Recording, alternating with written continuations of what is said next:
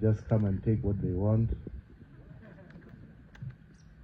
They don't have regard to families, to culture. You only hear about things happening years later, but you decided to come through the front door.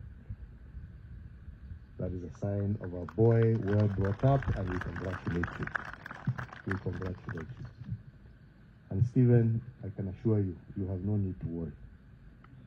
One of the most difficult things is saying kwaheri to a daughter. So we've all gone through that. Yeah, I went through the same problem. I tried to use every single excuse in the book to delay these things.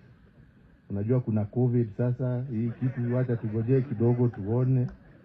Bado masaa, you know, wacha tupange. Unajua kuna uchaguzi wacha tufanye. Until eventually I ran out of excuses. But I can say that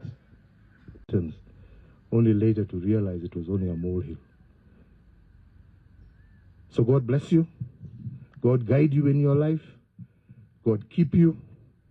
I wish I would have been able to continue to join, because if there's one thing I love doing is dancing, especially these days.